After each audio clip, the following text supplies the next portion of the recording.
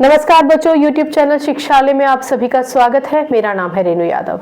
आज हम पढ़ने वाले हैं प्लास्टर ऑफ पेरिस के बारे में। इस नाम की क्या कहानी है वो बाद में जानेंगे। पहले तो आप ये समझ लीजिए कि अगर आपने अपने घर की सीलिंग पर ध्यान दिया हो और वहाँ कुछ डिज़ाइन बन रही है, या किसी और बिल्डिंग में आप सीलिंग पर कोई भी बनी हुई डिज़ाइन को देखते हैं जो उभरी हुई है, पेंटिंग नहीं, जो उभरी हुई डिज़ाइन है, तो वो प्लास्टर ऑफ पेरिस की ही बदौलत बन पाती है। या अगर किसी को फ्रैक्चर हो गया है तो जो प्लास्टर लगाया जाता है वो भी पीओपी का ही होता है। पीओपी मतलब प्लास्टर ऑफ पेरिस। तो आइए जानते हैं कि ये प्लास्टर ऑफ पेरिस बनता कैसे है।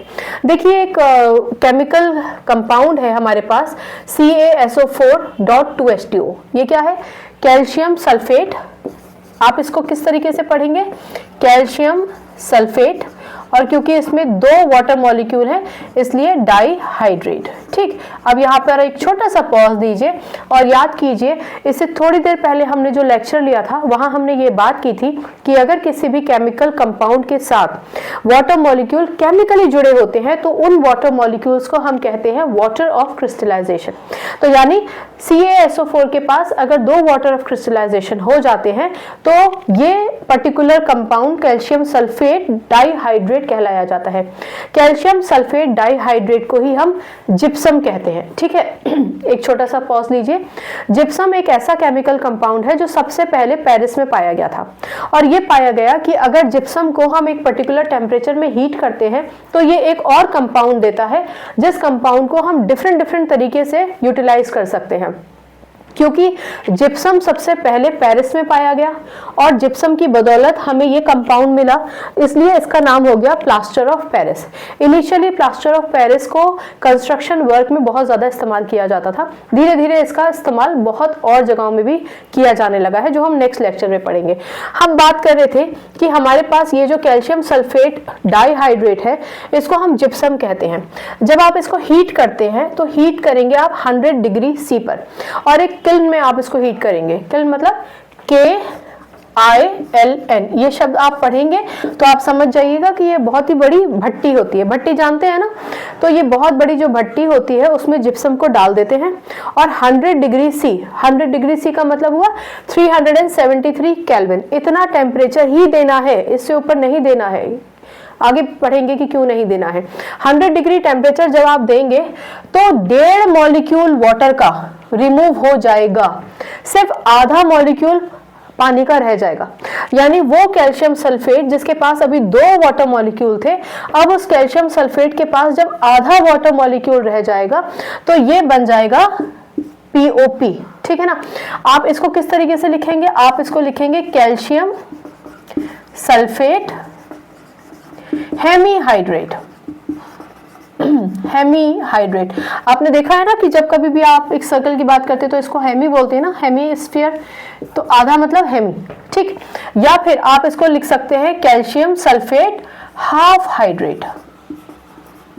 ठीक है, याद रहेगा। चलिए मैं लिख ही देती हूं। आप इसको कैल्शियम सल्फेट हेमीहाइड्रेट या फिर कैल्शियम सल्फेट हाफ हाइड्रेट भी कह सकते हैं। हाइड्रेट का मतलब हुआ वाटर मॉलिक्यूल और हाफ का मतलब हुआ आधा। हेमी का भी मतलब हुआ आधा। आप देख रहे हैं ना, आधा वाटर मॉलिक्यूल है। तो ये प्रोसेस है जिससे हम जिप्सम से प्लास्टर ऑफ पेरिस बनाते हैं। हमने क्या किया? हमने जिप्सम लिया। जिप्सम मतलब कैल्शियम सल्फेट डाइहाइड्रेट। उसको 100 डिग्री C पर हमने हीट करना है, उससे ऊपर नहीं हीट करना है। 100 डिग्री C का मतलब हुआ 373 केल्विन। तो आपको calcium sulphate plus half water molecule मिलेगा और बाकी का 1.5 वाटर मॉलिक्यूल अलग चला जाएगा। तो ये जो कैल्शियम सल्फेट है जिसके पास आधा वाटर मॉलिक्यूल है, ये कहलाया जाता है कैल्शियम सल्फेट हेमीहाइड्रेट या फिर कैल्शियम सल्फेट हाफ हाइड्रेट, या फिर आप इसको सिर्फ POP के नाम से लिख सकते हैं। आप POP लिखेंगे तभी भी आपको कोई नंबर नहीं काटेगा। जरूरी नहीं आप पूरा प्लास्टर ऑफ पेरिस लिखिए। आई होप इतना समझ में आ गया। अब ये समझिए कि अगर हम 100 डिग्री से ऊपर, आपने यहाँ पर 100 डिग्री देना था, 100 डिग्री सेल्सियस से अगर आप ऊपर टेम्परेचर दे देंगे तब क्या होगा? तो ये जो कैल्शियम सल्फेट डाइहाइड्रेट है, अगर आप 100 डिग्री से अबव टेम्परेचर दे देते हैं जिप्सम को, तो ये पूरा का पूरा जिप्सम का वाटर ऑफ क्रिस्टलाइजेशन इवेपोरेट हो जाएगा। यानी आपके पास बचेगा एनहाइड्रस कॉपर सल्फेट। ठीक है।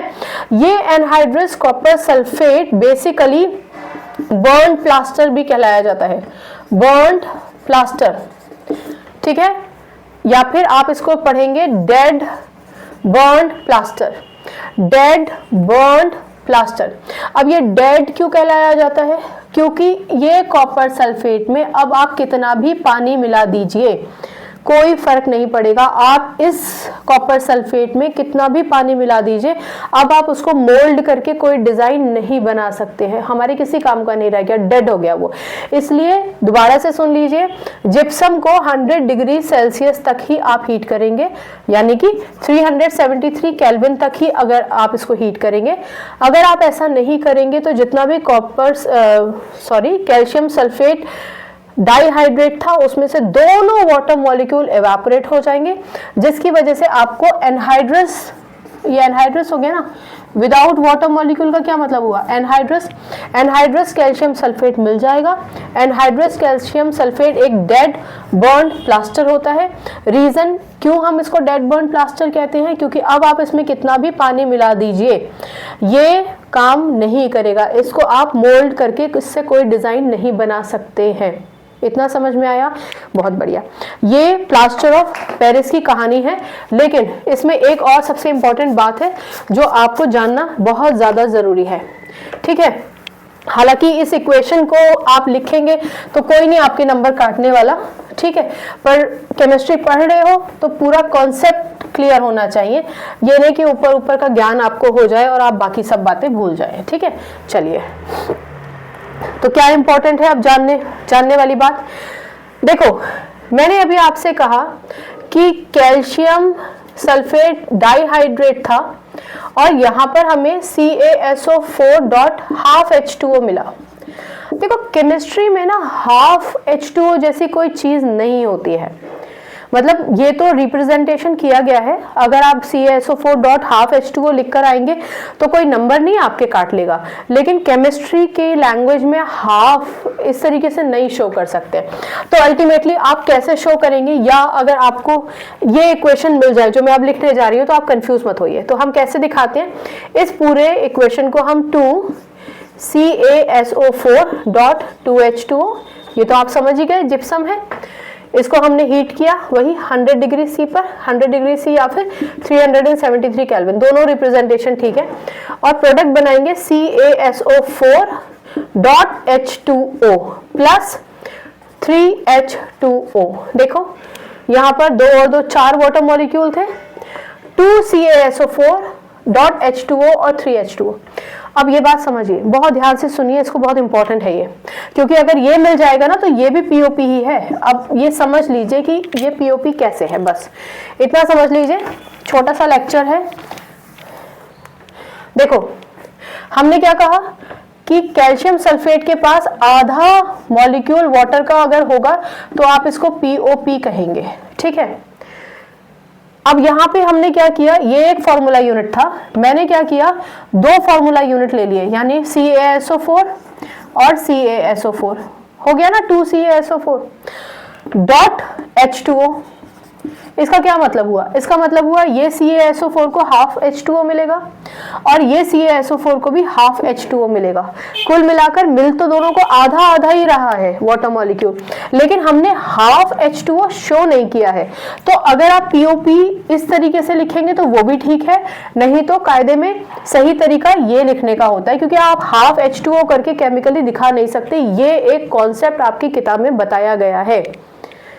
अब जादू वाली बात क्या है? जादू वाली बात ये है कि टीचर्स भी यही इक्वेशन लिखवाते हैं, बोर्ड में भी यही इक्वेशन लिखी जाती है, नंबर भी इसी पे मिलते हैं।